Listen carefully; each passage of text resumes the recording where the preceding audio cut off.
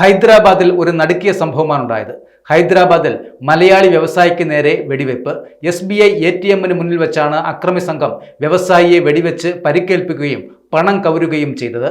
കൈവശമുണ്ടായിരുന്ന 6 ലക്ഷം രൂപ അക്രമികൾ തട്ടിയെടുത്തതായാണ് വിവരം ലഭിച്ചിരിക്കുന്നത്. ഹൈദരാബാദിലെ തിരക്കേറിയ സ്ഥലത്താണ് നാടകീയമായ ഈ സംഭവങ്ങളെല്ലാം അരങ്ങേറിയത്. ATMൽ നിന്നും പണം പിൻവലിച്ച് പുറത്തിറങ്ങിയ ഉടനെ തന്നെയാണ് അക്രമികൾ ഇദ്ദേഹത്തെ ലക്ഷ്യമിടുന്നത്. പണം തട്ടിയെടുക്കുവാനുള്ള ശ്രമം തടയുവാൻ ശ്രമിച്ചപ്പോഴാണ് അക്രമികൾ വെടിയുതിർത്തത് എന്നാണ് പ്രാഥമികമായ നിഗമനവും. വെടിയേറ്റ വ്യവസായിയെ ഉടൻ തന്നെ അടുത്തുള്ള ആശുപത്രിയിൽ പ്രവേശിപ്പിക്കുകയും ചെയ്തു.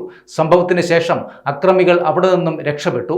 സ്ഥലത്തെത്തിയ പോലീസ് സംഘം CCTV ദൃശ്യങ്ങൾ കേന്ദ്രീകരിച്ച് അന്വേഷണം ഊർജിതമാക്കി. മലയാളി വ്യവസായിയുടെ ആരോഗ്യനിലയെക്കുറിച്ചുള്ള കൂടുതൽ വിവരങ്ങൾ അധികൃതർ ഇതുവരെയും പുറത്തുവിട്ടിട്ടുമില്ല.